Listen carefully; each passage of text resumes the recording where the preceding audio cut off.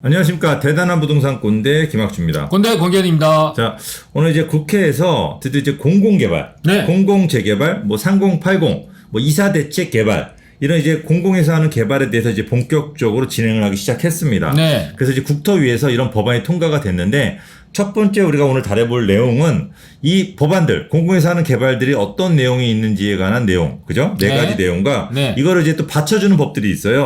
그렇죠. 이런 법들이 어떻게 통과가 됐는지 이거를 먼저 개략적으로 자세히 이제 살펴볼 거고, 그리고 이 중에서 이제 제일 중요한 내용이 두 가지, 여러분들이 이제 고민하는 게 두 가지입니다. 첫 번째가 2월 5일부터 이제 거래되는 물건들은 아파트 안 준다 그랬죠. 네. 근데 이제 이게 6월 28일로 미뤄졌다. 네. 이런 내용이 법에 어떻게 써 있는지 이런 내용 자세하게 살펴볼 거고, 그다음에 가장 또 궁금한 내용이죠. 2월 5일 이후에 지어지는 신축 빌라. 네네. 그죠? 신축 빌라를 사도 되냐? 많은 것들이 신축이 지어지고 있는데. 네, 아파트 못 받지 않냐? 근데 이런 부분들이 완전히 바뀌었어요. 맞아요. 그래서 이제 아파트를 사도 되게끔 바뀌었거든요. 그래요? 어떻게 바뀌었는지 궁금하네요. 우리 법을 잘 아는 우리 공군대님께서 아주 자세하게 해 주실 겁니다. 네. 끝으로 이제 지금 46곳의 후보지가 지금 발표했죠. 네네. 이 46곳 후보지 중에서 공군대님하고 제가 제일 마음에 드는 지역을 이제 동그라미하고 세모를 칠 겁니다. 구독자님들이 제일 궁금해할 것 같습니다. 그래서 이제 겹쳐지는 지역이 어딘지 한번 보시고 네. 그쪽으로 빨리 움직이신다고 한다면 아마 그쪽이 가장 좋은 지역이지 않을까라고 생각합니다. 네. 자, 이제 본격적으로 시작을 하도록 하겠습니다. 자, 얼마 전에 그 2월 4일 이후에 거래가 되는 것들은 아파트 입주권을 안 주겠다. 이사 대책에서 나온 내용이죠. 그런 말이 하도 많으니까 그거를 갖다가 6월 28일 이전에만 거래해라. 그러면 집 주겠다. 네. 그죠? 이게 뭐 자기네 마음대로예요? 이제 시장에서 굉장히 강력한 비판을 받으니까 아마 바꾼 것 같습니다. 그래서 이제 그런 법안이 이제 6월 28일에 통과되는데, 많은 분들이 이제 그거 한 가지만 아시는데 그거 외에도 중요한 사항들이 많이 통과가 됐어요. 그렇습니다. 그래서 이제 법안이 많이 통과됐습니다. 그래서 그 내용에 대해서 우리 헌법 전문가, 그죠? 우리 권기현 꼰대님께서 열심히 해주실 겁니다. 열심히 하겠습니다. 법대 나오셨네? 아닙니다. 제가 권기현이잖아요. 헌자가 법원자입니다. 그래서 우리 권기현 꼰대님은 위법적인 행동을 많이 하셔서 비밀인데 벌금 내거나 뭐 이런 것들 뭐 얼마든지 물어보시면 굉장히 잘하십니다. 그래서 이 법에 대한 거 정확하게 해석을 해주실 거죠? 가끔 무단 횡단합니다. 알겠습니다. 그래서 자, 뭐 제가 디스하는 건 아니까 또 악플 달지 말아주시고요. 이제 국토교통부 장관 노장관님께서 그렇죠. 7개 법률 개정안 7개예요, 그죠? 네. 6월 15일 여야 합의로, 진짜 합의가 됐는지 모르겠어요. 합의했으니까 통과했죠. 뭐 주고 받았겠죠. 네. 국토교통위원회 법안 수위를 통과를 했다고 합니다. 네. 자, 7개가 뭔지 한번 보도록 하겠습니다. 자, 이제 7가지 법안 한번 보도록 하겠습니다. 네네. 자, 이제 첫 번째가 공공주택 특별법이에요. 그렇습니다. 네, 이게 이사대책인가요? 네, 이사대책에 대한 전체 사업의 여러 가지 종류를 관장하는 법이라고 이해하시면 됩니다. 그러니까 2월 4일 이후에 거래되는 거는 입주권을 안 주겠다가 6월 28일로 바뀐 거죠? 그렇습니다. 2월 28일 이전에만 사라. 그럼 집 주겠다. 네네네. 뭐 이런 자기 마음대로예요.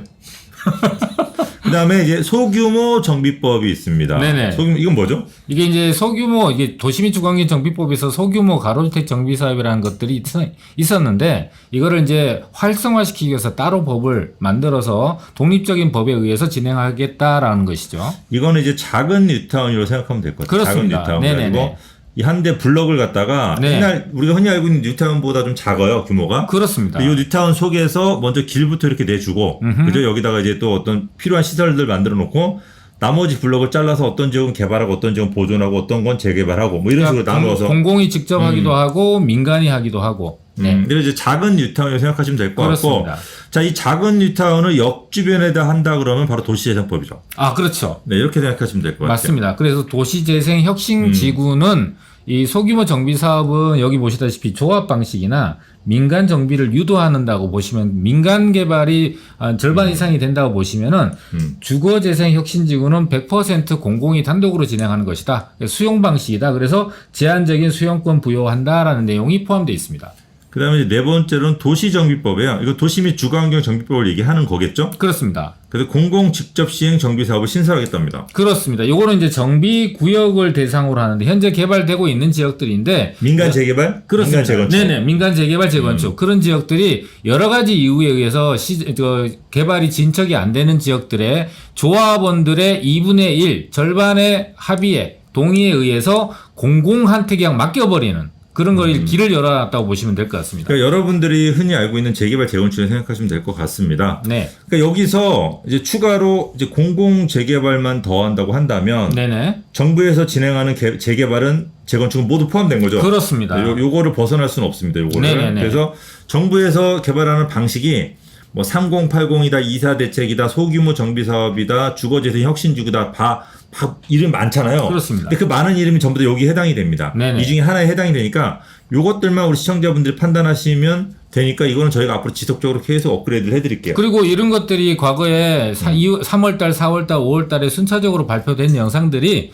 저희 홈페이지에 다 이제 그 자세하게 영상을 올려놨으니까 그거 찾아보시면 더 이해를 도움이 될 것 같습니다. 좀 시간이 지나가지고 꽁꽁 숨었더라고요. 아, 그런가요? 네. 저희가 네. 다시 또 해드리겠습니다. 네네네. 네, 걱정하지 마시고요. 네. 그 다음에 주택도시기금법. 네네. 이건 허그에 대한 얘기죠. 허그의 보증한도를 상향하겠다. 네네.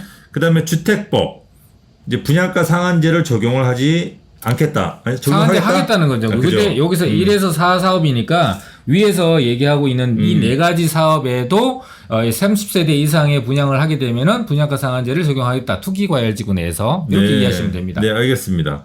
그 다음에 이제 토지보상법입니다. 네. 공익사업의 대상 확대하겠대요. 이것도 마찬가지예요. 이제 분양가 상한제, 토지 보상하는 것들도 모두 법에 의해서 진행되는데 이 위에 사업들이 새롭게 신설이 됐으니까 이걸 거기다 다 포함시킨다고 보시면 됩니다. 그래서 이 토지보상법, 이 공익사업이라고 한 게 중요한 이유가 뭐냐면, 제가 알기로는 그래요. 제가 뭐, 우리 공콘테이처럼 불법적인 걸 많이 안 하기 때문에 잘 모르는데, 벌금을 많이 안 내서. 그런데, 농담입니다. 다시 신고하시면 안 됩니다. 이 공익사업, 이게 토지보상법을 적용하지 않으면, 네. 아마 이렇게 재개발되는 지역들, 네. 수용 방식에 아마 문제가 있을 겁니다. 그래서 이 토지보상법을 적용하면, 우리가 수용을 미리 하고서 나중에 네. 소송이 가고 보상을 해주면 되는데 네. 이게 적용이 안 되면 아마 이 수용 방식이 적용이 안 될 거예요. 그렇죠. 그러면 개발을 못 들어가는 거죠. 그러니까 이게 소송이 마무리되기 전까지는 개발이 못 들어가는 거죠. 그러니까 그렇죠. 이게 굉장히 중요한 개발이 빨리 되냐 늦게 되느냐 뭐 이런 부분에 대한 여부. 그러니까 이거 네. 되게 중요합니다. 맞습니다. 그다음에 재건축 이익환수법입니다. 네. 그죠? 네. 이건 재건축 사업인데요. 그 중에서 공공 재건축이 이제 신설이 됐잖아요. 새롭게 생긴 거잖아요. 네. 이것도 일반 재건축과 같이 재건축 초과 이익 환수 부담금을 부과하겠다. 그러니까 새롭게 생긴 거니까 이 기존에 있던 법 테두리 안으로 끌어들이는다는 개념이니까 초과 이익 부담금 내셔야 된다는 얘기죠. 어쨌든 뭐 요 내용들을 저희가 이제 하나씩 보면서 자세하게 설명해 드릴 텐데 시간상 이해가 못 가시는 분들은 다시 한번 돌려보세요. 네. 그죠? 뭐 저희가 빨리 또 진도를 나갈게요. 네네. 지루할 수 있으니까. 네. 자, 이제 본문을 보도록 하겠습니다. 네. 자, 이제 3080 주택공급 7개 법안이 국토위를 통과했다.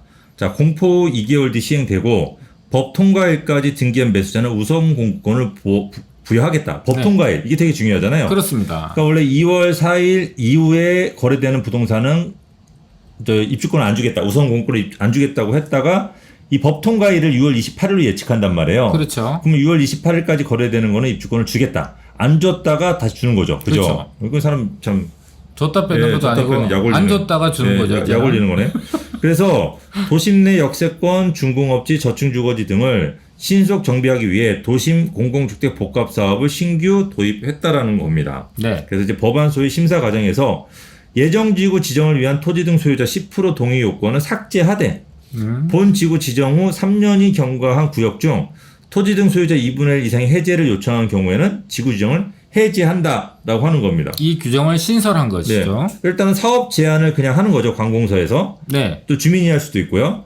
그래서 예정지구 지정으로 일단 해요. 네. 그죠? 그러니까 뭐 골라서 하죠. 많은 지역이 뭐 예를 들어 3분의 1 정도가 지정이 되는 것 같아요. 그러니까 제안이 들어와서 네. 여러 구 후보지를 보고 그 중에서 지자체나 또는 서울시나 정부가 지정을 해버리는 거죠. 200개가 후보지로 들어왔는데 이 중에서 46개를 후보지로 지정했어요. 네. 그래서 예정지구로 이제 지정을 해요. 네. 근데 예전에 이거는 예정지구로 지정하려면 후보지에서 그죠? 후보지로 먼저 발표를 하고. 46곳을 발표하고 이 중에서 10% 동의 나온 데만 예정지구로 지정하기로 했잖아요. 그렇습니다. 그리고 이 예정지구 중에서 1년 내로 그죠? 네. 3분의 2 이상 동의를 받게 되면 그때 구역 지정하는 거잖아요. 그렇습니다. 이때가 진짜 개발을 하겠다. 그렇죠. 이게 확정이 되는 거잖아요. 네네. 그런데 지금 예정지구 지정 다음에 바로 본지구로 들어가요. 네. 왜? 여기도 10% 동의가 없으니까. 그렇습니다. 그러니까 여기도 이제 근데 3분의 2는 동의를 받겠죠. 그렇죠. 근데 여기서 1년 내로 아니죠. 그렇죠. 이 예정지구 예. 지정일로부터는 본지구를 지정하는데 3분의 2 동의는 1년 내에 받아야 되고 예. 지금 여기서 이 본지구 지정 후 3년이라는 기간은 본지정 이후에 3년이라는 기간 동안 흐르는 동안에 주민들이 2분의 1의 동의 이상을 하게 되면은 구역 지정된 거 다 없애버릴 수 있다, 해제할 수 있다, 이 조항을 새롭게 신설한 것이죠. 그러니까 이게 제가 봤을 때는 사업계획 승인을 못 받은 구역일 것 같아요. 보통 그렇게 이해하는 게 맞는데 이게 세부적으로 뭐 사업계획 승인을 받지 못한 구역이라는 단서 조항을 달지 않았기 때문에 네. 아직까지는 이게 그냥 구역 지정 이후에 3년 내에 주민들이 그냥 2분의 1만 반대하면은 비대위에서 2분의 1 반대하면은 구역 해제시켜버릴 수 있다 이렇게만 이해하는 게 일단은 맞을 것 같습니다. 네. 토지 등 소유자 10% 동의를 없앤 거는요. 네. 우리가 통상적으로 민간 재개발들, 지금까지 전통적인 재개발들은 구청에서 구역 지정을 할 때 굳이 주민 동의를 받지 않았어요. 그렇습니다. 공무원들이 가가지고 여기는 노후도가 나오네. 계략적으로 조사해서 나오는 것 같으면 후보지로 지정하고 그 다음에 확실히 조사해서 확실히 구역 지정을 한 거죠. 그렇습니다. 네, 이제 그런 쪽으로 한 거기 때문에 이건 맞는 얘기인 것 같습니다. 그리고 우선 공급되는 주택에 대해서 거주 의무할 필요 없고. 그렇죠. 그죠? 분양받은 예. 아파트를 받겠는데 거기 거주 안 해도 된다는 얘기죠. 전매 제한 면제를 명확하게 규정을 했습니다. 그러니까 팔 수 있다라는 거죠. 그렇죠. 완공되고 나서 팔 수 있다는 얘기입니다. 네, 그냥 좋은 얘기입니다. 네. 이제 시장 관리 방안인데 중요한 내용입니다. 자, 네. 우선 공급권을 제한하는 규정. 그러니까 기준 시점 2월 5일 이후에 거래되는 거는 분양 자격이 없다. 네. 우선 공급권 안 준다고 했다가 국회 본회의 의결일 이게 많은 사람들이 예상하는 게 6월 28일로 예상을 합니다. 네. 그래서 6월 28일 이전에만 등기 접수를 하게 되면은 주겠다라고 네. 하는 기준인 거고 판단 기준은 매매 계약 체결이 아닌 이전 등기 완료로 수정했습니다. 네네. 그러니까 이전 등기 접수가 거의 완료죠. 그렇습니다. 그날 처리되니까. 네네네. 그래서 이제 그렇게 이제 생각을 하시면 될 것 같고. 자, 본회의 의결일로 기준 시점이 늦춰지더라도 통상 매매 계약 체결 후 등기 완료까지는 시일이 걸리는 점을 감안할 때 투기 세력 유입이 제한적일 것으로 예상한다. 네. 이거 한번 저희가 또 얘기했어요. 그죠? 좀 웃었죠. 예, 얼마든지 거래할 수 있습니다. 약간 현실을 모른다라고 네. 얘기했고, 자, 2월 4일 이전에 공동주택의 건축 허가를 받아 분양하는 경우 실내 보호를 위해 일정한 요건을 충족 시 우선 공급권을 부여하도록 예외. 그러니까 신축 빌라를 지었을 경우에 아파트를 지을 수 있는 건 따로 규정을 했습니다. 맞습니다. 이 부분에 대해서 자세하게 한번 살펴보도록 하겠습니다. 자, 이거는 신축 빌라에 관한 얘기잖아요. 그렇습니다. 그죠? 이제 빌라인데 이 빌라를 갖다가 예를 들어서 2월 4일 이전에 건축 허가를 받은 빌라가 있어요. 네. 그죠? 그럼 착공이 뭐 2월 20일에 들어갔어요. 착공이. 네네. 이제 착공이 이때 들어갔고 착공이 들어가고 난 다음에 선분양이라고 해서 빌라는 미리 좋은 호수를 선점하는 경우가 많아요. 네. 그래서 뭐 3월 1일 날 선분양을 받으신 분이 있어요. 네. 이렇게. 근데 이 분이 원래대로면 아파트 자격이 없잖아요. 그렇습니다. 근데 여기 후보지로 자기는 지정될 줄 몰랐어. 그렇죠. 왜 이때는 안 나왔으니까. 안 나왔으니까. 그래서 이 후보지로 지정된 날짜가 예를 들어 4월 14일이에요. 네네. 그럼 이분은 아파트 자격이 없잖아요. 그렇습니다. 그렇죠? 그래서 네. 양보를 해줬어요. 6월 28일까지 너네 등기 접수해라. 네네. 그러면 아파트 입주권을 주겠다고 얘기를 했단 말이에요. 네. 근데 이게 보니까 6월 28일까지 아파트 지정을 할 수가 없어요. 그죠. 일반 왜- 기존 왜냐면 매물은 가능한데. 공사가 언제 끝나냐면 공사가 10월에 끝나는 거예요. 네네. 그러면 잘해야 11월 달에 이전 등기 접수를 할 수가 있거든요. 네네. 그러니까 이 사람은 그럼 아파트 분양 자격이 없냐라고 해가지고 이런 부분 자 지금 현재 신축을 하고 있는 지금 공사를 하고 있는 빌라를 받은 사람들 네. 이런 사람들을 구제해주겠다고 하는 거죠. 그렇죠. 네, 그래서 이런 부분이 어떤 내용인지 정확하게 우리 권군대님께서 설명을 해주실 겁니다. 자, 예를 들게 되면 이 두 가지 요건을 충족을 해야 되거든요. 첫 번째, 지구별로 후보 발표일이 달라요. 그러니까 1차, 2차, 3차, 4차가 3월 31일부터 5월 26일까지 4번에 걸쳐서 했기 때문에 4차에 발표된 구역 몇 개 구역은 이 5월 26일이 후보 발표일이잖아요. 이 후보 발표일 이전에 분양 계약을 반드시 체결해야 된다. 그러니까 계약일이 이 후보일 발표일 전이겠죠. 그 다음에 두 번째가 지구 지정 전까지 소유권 이전을 해야 된다. 아까 얘기한 우리 기존의 매물은 6월 28일 이전까지 등기를 하면은 모두 다 이제 우선 공급권을 주는데 이제 공사가 진행 중인 것들은 6월 28일까지 완공이 안 되니까 등기를 할 수가 없잖아요. 그래서 그 추가 요건으로 지구 지정이 되기 전에 등기를 하게 되면은 이거는 6월 28일이 지나도 우선 공급권을 주겠다. 이런 얘기가 되겠죠. 근데 이 지구 지정이 네. 순서가 지금 4차는 이렇게 후보지로 지정이 된 거잖아요. 그렇습니다. 그 후보지 다음에 어떻게 되는 거죠? 자, 지정이? 후보지 다음에 예정지구가 지정이 되죠. 네. 예정지구 지정하기 위해서는 10%의 동의가 있어야 예. 되고요. 근데 10% 없이 그냥 하겠다고 하잖아요. 이제 없다고 하겠죠. 예. 그다음에 이제 7월 달에. 그다음에 구역이 지정이 되겠죠. 구역이. 지구 지정이죠. 요거는 예, 지구 지정. 3분의 2의 동의가 필요한 것이죠. 그러니까 이제 결국은 지구 지정까지 예정 지구를 지정하고 나서 지구 지정까지 1년 정도 시간이 걸리잖아요. 그렇습니다. 그러면 뭐 지금 짓고 있는 빌라들은 다 안심하고 괜찮은 거 아닌가요? 그렇죠. 이제 대부분이 이게 구역 지정을 지구 지정이라고 보면은 공사 기간 빌라가 길어봐야 6개월, 7개월이니까 지금 네. 당장 공사를 하더라도 사실은 모두 다 포함이 네. 되는데 네. 이제 이번에 정책을 수립하시는 분들의 그동안의 성향을 보게 되면 예정 지구도 지구라는 이름이 붙어 있잖아요. 네. 그러니까 예정 지구도 지정이 돼서 이걸 기준으로 잡아버리면은 네. 지금 현재 이미 공사를 좀 일찍 하신 신축 몇몇 개는 소수의 몇몇 개들은 구제가 되지만 네. 늦게 시작한 신축들 같은 경우는 거기서 또 소외가 되고 현금 청산되는 대상이 되는 우려가 있다고 저는 또 우려를 하는 거죠. 저는 전혀 그렇게 생각하지 않습니다. 네. 그 이유가 뭐냐면 네. 이게 지금 후보지로 6월 28일이라는 기준을 잡아놓고 네. 후보지로 이렇게 뒤로도 앞으로 계속 지정할 거 아니에요. 네. 그러면 지금 빌라도 어쨌든 신축이 계속 공급돼줘야 되거든요. 네. 빌라 실수요자들이 있으니까. 네네. 근데 누가 빌라를 짓겠어요, 이렇게. 그러니까 자, 내가 따로 앞으로 후보지를 지정하더라도 그 전에 빌라 계약을 했고, 그다음에 지구 지정까지 1년 이상 기간이 남았으니까 그때까지 빨리 신축을 하게 되면은 인정해주겠다. 그러니까 빌라를 또 줘도 된다라고 하는 그런 신호를 준 것 같아요. 이게 상식이에요. 아니 상식인데 아마 이번에는 저는 상식적으로 갈 거라고 생각을 하고 그렇게 인정하시는군요. 여러분들이 네네.